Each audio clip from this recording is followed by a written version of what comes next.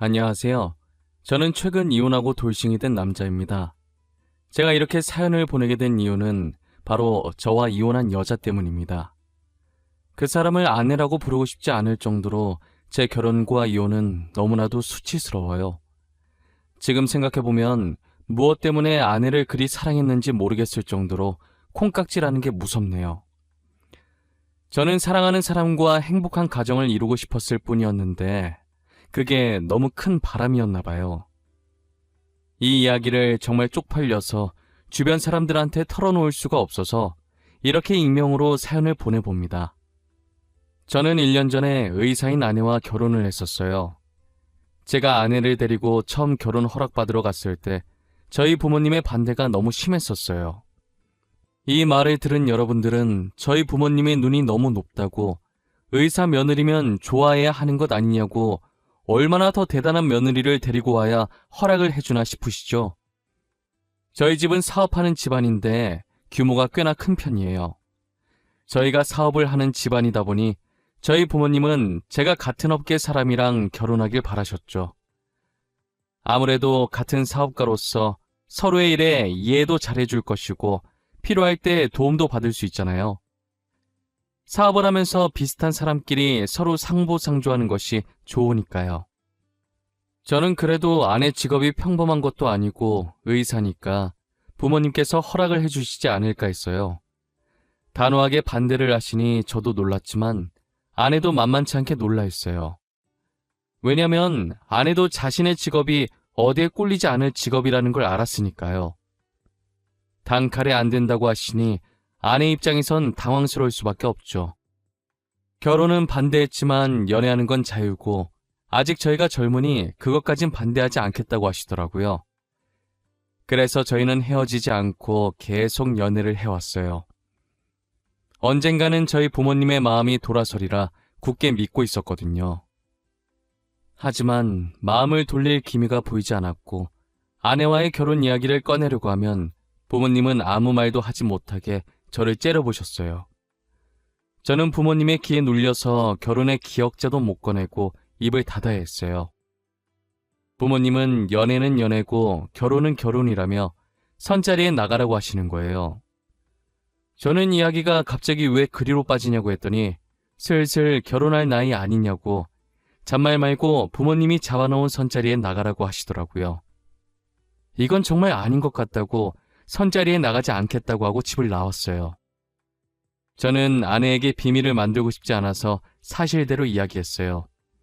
아내는 제 말에 허공을 보며 골똘히 무언가를 생각하는 듯 하더니 이내 제 눈을 똑바로 쳐다보는 거예요. 오빠, 우리 그렇게 하자. 어머님, 아버님께서 계속 우리 결혼을 반대하시잖아. 그럼 우리도 두 분이 우리 결혼 반대 못하시게 만들어버리자. 어때? 우리 부모님이 반대 못하게 만들자고? 어떻게 하려고? 생각해놓은 방법 있어? 당연히 있지. 나한테 아주 좋은 생각이 있어. 우리 사고치자. 사고치자고. 모르겠다는 눈빛 보내지 마. 무슨 말인지 이해했잖아. 애기 가지자고. 뭐, 아기를 가지자고? 너 진지하게 생각한 거 맞아? 충동적으로 막 뱉는 말이 아니고? 아니, 무슨 결혼 허락 받겠다고 아기를 가져. 너 아기 가지면 일 쉬어야 돼. 그건 내가 알아서 할게. 그리고 나 충동적으로 막 뱉은 말 아니고 엄청 진지해. 내가 빈말하는 거 봤어?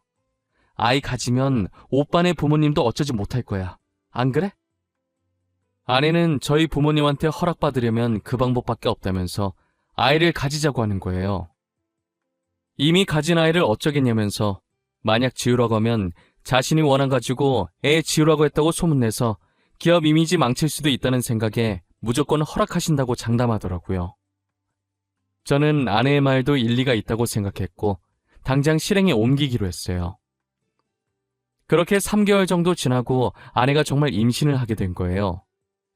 3주 차라고 초음파 사진을 내미는데 진짜 제가 아빠가 된 게 맞는지 믿기지가 않더라고요. 조그맣게 콩처럼 찍혀있는 게 제 아이라는 사실에 감회가 새로웠어요. 저는 당장 아내에게 결혼을 허락받으러 가자고 했어요. 일단 무작정 저희 집으로 오긴 했는데 막상 문을 열려고 하니 긴장되더라고요. 떨리는 손을 손잡이에 올려놓은 상태로 몇 번이나 심호흡을 했어요. 아내는 제 손 위에 자신의 손을 올리더니 저를 향해 고개를 한번 끄덕이더라고요. 저도 아내 따라 고개를 끄덕이고 아내와 같이 문을 열었어요. 문 열리는 소리에 부모님이 저희 쪽으로 쳐다보셨고 아내와 함께 온 모습을 보고 눈을 찌푸리더라고요. 여자친구는 뭐하러 데리고 온 거냐? 또 결혼 허락해달라는 쓰잘데기 없는 말 하러 온 거냐? 아가씨께는 너무 미안하지만 우리 아들 이번에 선보러 갈 거예요. 알고는 있어야 하지 않나 싶어서. 알고 있습니다. 안 그래도 아까 오빠한테 이야기 다 들었어요. 그런데 어머님, 아버님, 저희 오빠 그 선자리 못 나가요. 곧 아빠 될 사람인데 선자리에 나가면 곤란하죠. 아빠가 된다니 그게 무슨... 설마 너... 아니다. 아가씨가 말해볼래요? 내가 생각하는 그게 맞나요? 임신이라도 했다는 말이에요? 네, 아버님. 저 오빠 아이 가졌어요. 3주 차래요. 못 믿으실까봐 여기 초음파 사진도 가지고 왔어요. 진짜인지 가짜인지는 거기에 찍힌 산부인과에 연락해보시면 바로 알 수 있으실 거예요. 아내는 당당하게 초음파 사진을 내밀었고 아버지는 당황한 표정으로 사진을 받아드셨어요. 그리고 임신이라는 말에 놀라서 주방에 계시던 어머니가 국자를 든 채로 거실까지 나오셨더라고요. 아버지는 아내의 말 따라 휴대전화를 들어서 산부인과에 전화를 해서 확인했어요. 산부인과 측에서 맞다고 했는지 전화를 끊고 아무 말 없이 사진만 빤히 보시더라고요. 저 아내는 괜히 긴장돼서 옴짝달싹도 못한 채 마른 침만 삼켰어요. 1분간의 숨막히는 정적이 이어지더니 이내 아버지는 활짝 웃으시더라고요. 아버지가 웃는 동시에 어머니도 웃으시는데 이게 무슨 상황인가 싶어 저와 아내는 아무런 제스처도 취하지 못하고 눈만 꿈뻑꿈뻑거리고 있었어요. 이야, 이게 정말 내 손주란 말이야? 이렇게 조그만 것이 아들인지 딸인지는 아직 모르는 거지. 언제쯤 알 수 있다니? 개인적으로 딸이었으면 아는구나. 나는 외동아들밖에 없어서 딸이 너무 궁금해. 아마 3주 정도 더 지나야 성별 알 수 있을 거예요. 누굴 닮았으려나? 인물은 솔직히 며느라이가 더 나은데 말이에요. 솔직히 우리 아들은 너무 평범하잖아. 그 반응들은 뭐예요? 좋아하는 것 같긴 한데 그래서 저 선 나가요? 애 아빠 될 사람이 선자리를 왜 나가? 출산 힘든 건데 네가 며느리 옆에서 보필해야지. 네 엄마도 너 낳을 때 엄청 고생했어. 네가 애 낳을 때까지 잘해줘. 집안일도 하고. 그래, 맞아. 임신했을 때 잘못하잖아? 그거 진짜 평생 기억 남는다. 난 아직도 네 아빠가 사과 안 사온 게 그렇게 화가 난다니까. 사과만 보면 그 생각나서 으깨버리고 싶어. 저희 예상과 달리 아내가 임신을 했다고 하자 부모님께서 엄청 좋아하셨어요. 불과 몇 분 전까지만 해도 결혼 안 된다고 반대했던 분들이 많나 싶을 정도였어요. 배가 불러오기 전에 결혼 서둘러야겠다면서 아내 부모님한테 인사드리고 빠른 시일 내에 상견례 날짜를 잡아오라고 했어요. 그러자 아내는 잠시 머뭇거리다가 부모님이 안 계시고 할머니 밑에서 자랐는데 할머니도 자신이 성인이 되자마자 돌아가셨다고 하더라고요. 갑자기 분위기가 숙연해졌고 아내는 이런 반응 바라고 말한 거 아니고 괜찮다고 하면서 분위기를 바꿔보려고 했어요. 저희 부모님은 제게 더 잘하라고 그런 상황 속에서 의사된 것이 너무 대견하다고 했죠. 저도 처음 들은 아내의 가정사라 놀랐고 결혼해서 행복한 가족을 만들어줘야겠다고 생각했어요. 아내는 미리 말하지 못해서 미안하다며 닭똥 같은 눈물을 흘리더라고요. 오빠 미안해. 오빠한테는 그래도 미리 말했어야 하는데 놀랐지. 오늘은 꼭 말해야지, 내일은 꼭 말해야지 하면서 참을 말 못했었는데 이제서야 말하네. 너가 뭐가 미안해. 내가 미안하지. 너가 그런 아픔이 있는 줄도 모르고 마냥 해맑고 순수한 아이라고 생각했는데 우리 결혼하면 정말 행복하게 살자. 고마워. 끝까지 나 포기하지 않아줘서 너무 고마워. 내가 정말 잘할게. 우리 힘들게 결혼하는 만큼 꼭 행복하게 살자.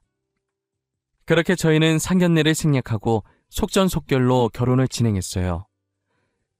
저희 부모님은 손주 안겨줘서 고맙다며 최고 대우를 해줬어요. 서울의 40평짜리 아파트에다 혼수도 다 넣어주시고 연예인들이 많이 이용한 예식장에 드레스까지 저희 부모님께서 모든 것을 최고로 준비해 주셨어요. 저와 아내는 아이 덕분에 일원도 들지 않고 맨몸으로 결혼을 한 것이에요.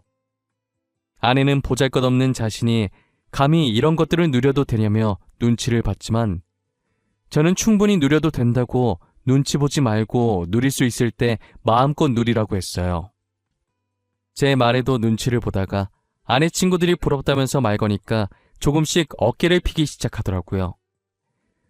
저희는 많은 사람들의 부러움 속에서 성공리 결혼을 마쳤어요. 신혼여행은 외국으로 가고 싶었는데 시국이 시국이니만큼 외국으로 가진 못했고 우리나라에도 외국 느낌 나는 곳이 있다고 하길래 거기서 신혼여행을 즐겼어요. 신혼여행을 마치고 신혼집으로 가보니 엄청 이쁘게 꾸며져 있더라고요. 안방도 되게 깔끔하고 옷장에는 새 옷들로 가득 차 있었고 아이방도 알록달록 예쁘게 꾸며져 있었는데 남자인지 여자인지 몰라서 그런지 옷장에 아이 옷은 아직 하나도 없더라고요. 아내는 예쁘게 꾸며진 집을 보고 좋아서 어쩔 줄 몰라 했어요. 특히나 옷장에 걸려있는 옷들과 옆에 진열되어 있는 가방을 보고 정신을 못 차렸죠. 신혼여행 마치고 원래 살던 집에서 옷을 가지고 오려고 했는데 안 그래도 되겠다면서 어머니랑 자기랑 취향이 잘 맞는다며 너무 좋아했어요. 어머님, 여기 옷장에 있는 거 다 어머니가 골라주신 거예요? 다 너무 예쁘고 좋아요. 제가 이런 걸 받아도 되는지 모르겠어요. 되게 비싼 것 같은데. 이제 우리 집 사람 됐는데 좋은 옷만 입고 좋은 가방만 들고 다녀야지. 안 그래? 슬픈 현실이긴 하지만 사람들이 다 겉모습만으로 판단하잖니. 그러니 너도 이제 꾸미고 다녀. 감사합니다, 어머님. 다 달아 없어질 때까지 열심히 입고 열심히 들고 다닐게요. 아무것도 없는 저를 며느리로 받아주셔서 정말 감사합니다. 저희 잘 살게요, 어머님. 그래, 나야말로 우리 손주 안겨줘서 고맙구나. 애 낳을 때까지 우리 아들 실컷 부려먹어.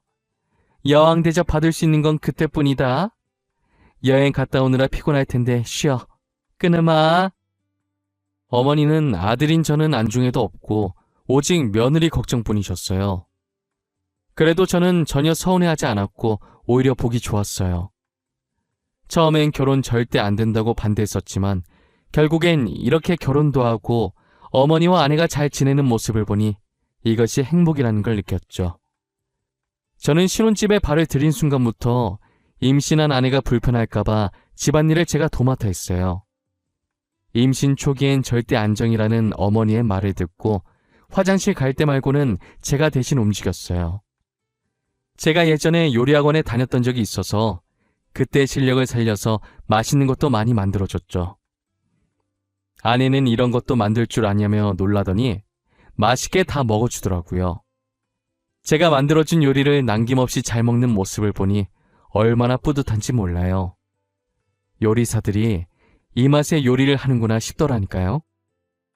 주변에서 아내가 임신하면 입덧이 심해서 밥을 못 먹는다고 해서 걱정을 많이 했는데 저희 아내는 다행히 입덧을 하지 않았고 가리는 것 없이 잘 먹었어요. 저희는 아이가 뱃속에서부터 효자라면서 태어나면 얼마나 효자일까 유난을 떨었어요. 하지만 효자인 줄만 알았던 아이가 아내를 불편하게 하는 게 한 가지 있더라고요. 임신을 한 뒤로 어디로 눕든 자세가 불편해서 불면증에 시달리고 있다는 거예요. 그래서 저희는 어쩔 수 없이 결혼한 지 2달 반 만에 각방을 써야 했어요. 마음껏 자세를 바꾸고 움직일 수 있게 넓은 침대를 하나 사서 남는 방에 넣어줬고, 자세 편하게 취할 수 있는 기다란 베개 같은 게 있다고 해서 그것도 사서 같이 넣어줬어요. 아내는 그 베개가 효과 만점인 것 같다고 간만에 편하게 잤다고 좋아하더라고요. 그렇게 아이를 낳을 때까지만 각방 생활을 하기로 했어요. 이제 아내가 임신한 지 4개월이 접어들었는데 생각보다 아내 배가 안 튀어나오더라고요. 제가 임신을 해본 적이 없으니까 어느 정도 돼야 배가 튀어나오는지 정확히 몰랐어요. 단순히 호기심에 아내한테 물어봤는데 아내가 살짝 당황해 하더라고요. 여보, 이번 주면 우리 아기 4개월째 되는 거 아닌가? 근데 당신 배는 그대로인 것 같네? 내가 임신을 안 해봤으니까 잘 모르지만 4개월째 되면 배가 튀어나오지 않아? 튀어나오지. 근데 그건 애기 크는 속도에 따라 달라. 우리 애가 다른 애에 비해 체구가 작나 보다. 앞으로 다른 애들처럼 크게 잘 먹어줘야겠어. 그래? 근데 당신 최근에 되게 잘 먹었잖아. 영양소 고루고루 잘 먹여야 하나? 우리가 너무 고기만 먹긴 했어. 야채도 좀 먹어야겠다. 임산부한테 좋은 음식 좀 알아볼게. 진짜 매번 고마워. 나 정말 남편 하나는 기가 막히게 잘 뒀다니까? 당신 같은 사람을 어디서 만나. 항상 고마워. 아니야, 나야 고맙지. 너 덕분에 내가 사람 됐잖아. 우리 앞으로도 지금처럼 행복하게 살자. 저는 아내가 당황해하긴 했지만 아무래도 아내가 의사이기 때문에 의심 없이 아내의 말을 믿었어요. 그 뒤로 임산부에게 좋다는 음식만 골라서 아내에게 해다 바쳤고, 아내는 아기를 위해 열심히 먹었어요. 다행히 아이에게 아무 문제가 없는지 아내의 배가 조금씩 불러오기 시작하더라고요. 아내는 자신의 병원에 산부인과도 있어서 근무하면서 홀로 검진을 다녔고, 저는 이쯤 되니 아이의 성별이 궁금해지더라고요. 하지만 낳았을 때 아는 게 더 감회가 새로울 것 같아서 성별을 물어보지 않았어요. 아내는 몸이 무거워질수록 점점 화가 많아졌고, 저는 아내가 화내면 아이에게 좋지 않으니 친구들 만나서 스트레스라도 풀라고 카드를 쥐어줬어요. 앞으로 계속 제 카드를 들고 있다가 필요한 것들 사고 먹고 싶은 것도 사 먹으라고 했죠. 아내는 카드를 보고 두 눈을 반짝이더니 진짜 다 사도 되냐고 갑자기 애교를 부리더라고요. 저는 그 애교에 넘어가서 사고 싶은 거 다 사라는 말을 내질러 버렸어요.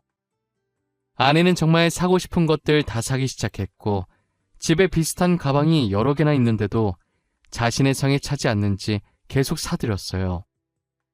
저는 그만 사라고 하려다가 한 입으로 두 말하는 쪼잔한 남자 될 것 같고, 임신할 때 잘해야 된다고 안 그러면 두고두고 기억에 남는다는 어머니의 말이 생각나서 그냥 두고 볼 수밖에 없었어요. 그러다 아내가 대뜸 친구와 태교 여행에 가고 싶다고 하더라고요. 자기 친구들도 아이 가졌을 때 태교 여행 갔다고 하면서요. 자기야, 나 친구들이랑 태교 여행 갔다 오면 안 돼? 내 친구들도 아이 가졌을 때 친구들끼리 태교 여행 갔다고 하더라고. 그래? 근데 나랑 가면 되잖아. 꼭 친구들이랑 가야 돼? 자기, 나 서운하려고 그래? 아니, 나 결혼하고 나서 친구들이랑 여행 한 번도 못 가봤단 말이야. 이때까지 자기랑 많이 놀았잖아. 이번엔 자기가 양보해주면 안 돼? 알겠어. 아쉽지만 내가 양보해야겠네. 친구들이랑 재밌게 놀다 와. 어디로 얼마나 놀고 올 건데? 오래 있다 올 거야? 이렇게 무거운 몸으로 어떻게 오래 있다 와. 그냥 짧게 2박 3일 갔다 올 거야. 요즘 경주가 그렇게 핫하대. 그래서 경주 갔다 오게. 그래, 조심히 갔다 와. 언제나 몸 조심하고, 알겠지? 카드는 전에 내가 준 거 있지? 그거 가지고 가서 재밌게 놀다 와.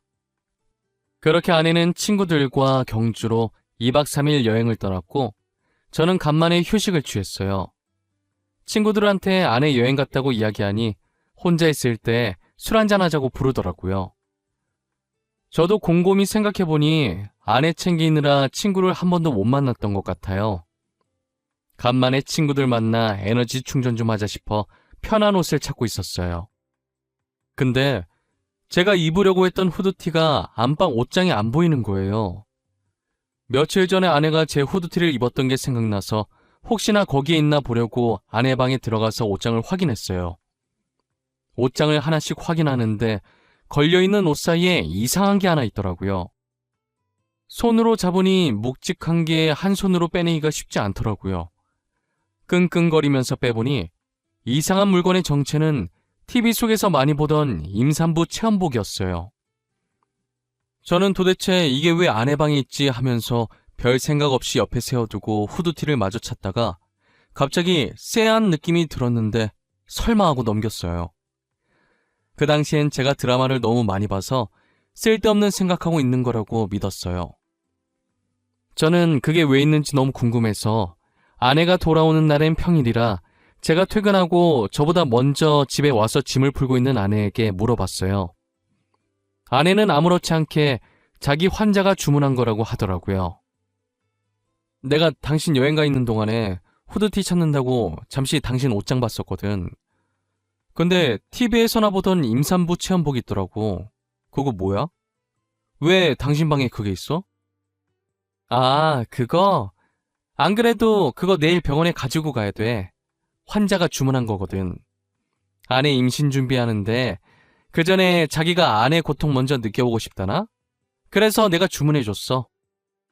그런 거였어? 특이한 환자분이네. 하긴 먼저 고통 느껴보는 것도 좋긴 하겠다. 얼마나 힘든지 알아야 아내한테 더 잘할 거 아니야. 좋은 남편이시네. 아참, 당신한테도 저거 주문해서 입혀볼 걸 그랬나?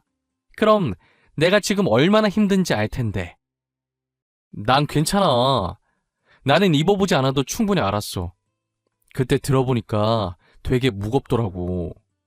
나는 정말 괜찮은 것 같아. 당신 아직 저녁 안 먹었지? 내가 저녁 차려줄게. 아내는 호기심 가득한 표정으로 제게 임산부 체험복을 따로 주문해서 입어보길 권했고 저는 정말 입으라고 할까봐 말을 돌려버렸어요. 아내는 밥 먹으면서도 괜히 임산부 체험복 얘기를 하면서 난처해하는 제 표정을 보고 즐기더라고요. 저는 모양 빠지게 안 입겠다고 한 게 뒤늦게 민망해서 멋쩍은 듯 머리를 긁었어요. 그러다 한날은 제가 지방 출장이 잡혀 있었는데 갑자기 취소가 된 거예요. 당시 제가 피로감도 많이 쌓이고 몸이 좋지 않은 느낌이라 가기 싫었는데 잘 됐다 싶었어요. 저는 컨디션도 안 좋고 빨리 쉬고 싶은 마음에 아내에게 연락도 안 하고 곧장 집으로 갔어요. 운전도 못할 것 같아서 차를 회사에 두고 대중교통 이용해서 집에 갔죠. 집으로 들어가니 아내의 목소리가 현관까지 들리더라고요.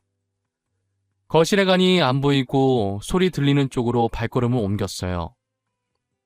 아내는 제가 들어오는 소리도 못 들었는지 방에서 열심히 누군가와 신나게 통화하고 있더라고요.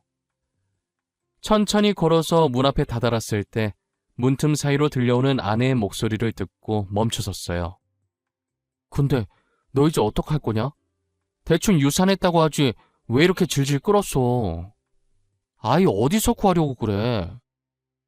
나 사사나 나왔다고는 말 못해준다. 미리 말했어. 야, 친구 좋다는 게 뭐냐? 이번에도 나 좀 도와줘. 나 너가 도와준 덕분에 결혼한 거잖아. 나 그때 진짜 아버님이 전화할 줄은 꿈에도 몰랐다? 얼마나 간 쫄리던지. 너 저번에 임산부 체험복 들킬 뻔했다며. 진짜 웃겨. 야, 잠깐만. 너네 남편 출장 갔다고 했지? 남편 출장 가 있는 동안에 유산했다고 하면 안 돼? 애 심장 안 뛰어서 수술했다고 하면 되잖아. 너 진짜 머리 좋다. 어떻게 그런 생각을 해내지? 애 심장 안 뛰는데 자기네들이 어쩔 거야. 그치? 나는 그냥 이 집 며느리로 있기만 하면 돼. 아버님 재산이 진짜 어마어마하더라고. 결혼식만 봐도 으리으리하더라. 우리 중에 너가 제일 초우와 결혼식 했을 거다. 너 SNS 보니까 집도 좋더만. 너무 부럽다. 멍청한 부잣집 도련님 물었다더니 진짜였네. 너도 나처럼 팔자 펴고 싶으면 분발해. 나도 너가 도와달라는 거 다 도와줄 테니까. 내가 의리하라는 끝내주잖아. 여보, 언제 왔어? 아니, 출장 간 거 아니었어? 아내는 홀쭉한 배로 침대에 누워서 통화하다가 일어나면서 문 앞에 서 있는 저를 발견하고 놀라더라고요. 마치 귀신이라도 본 사람처럼 들고 있던 휴대폰까지 던지면서 소리 질렀어요. 아내의 소리에 대충 짐작을 한 건지 상대방은 전화를 끊더라고요. 저는 배신감에 분노가 차올라서 온몸이 부들부들 떨리기 시작했어요.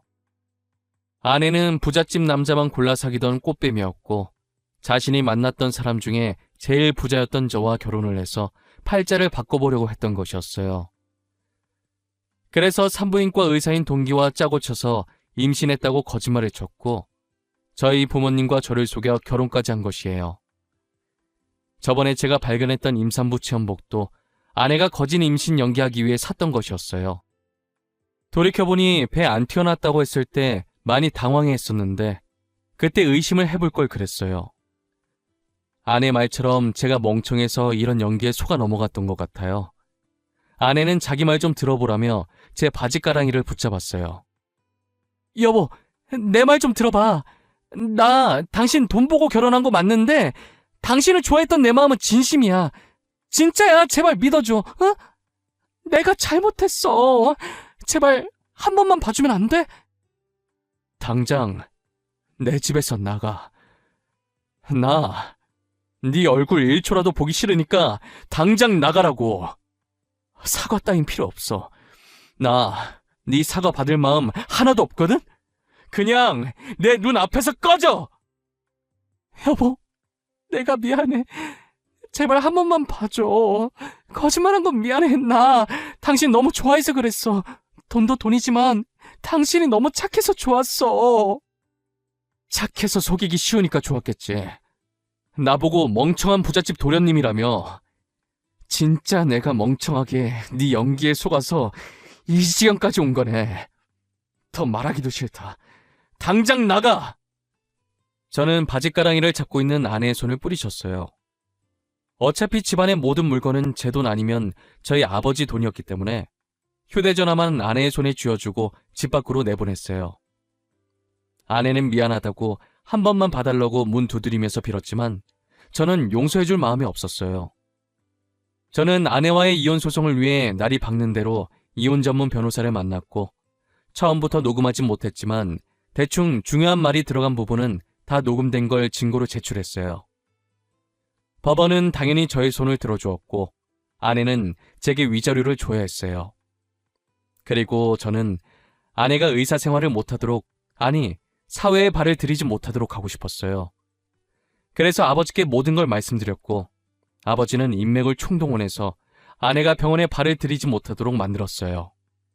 의사 옆에 돈을 노리고 임신했다고 거짓말치며 사기 결혼한 아내에 대한 청원글을 넣었고 저의 글이 삽시간에 퍼지면서 아내는 의사 생활은 물론 어디에도 발을 들이지 못하게 됐어요. 멍청한 부잣집 도련님 꼬셨을 때 이렇게까지 되리라는 생각은 전혀 못했었나 봐요. 세상엔 돈으로 안 되는 것이 아무것도 없는데 말이에요. 저는 아내가 병원이 아니라도 어디에 이력서를 넣든 못 들어가게 막을 생각이에요. 멍청하다고 비웃었던 사람에게 당하면 얼마나 비참할지 상상이 안 가네요.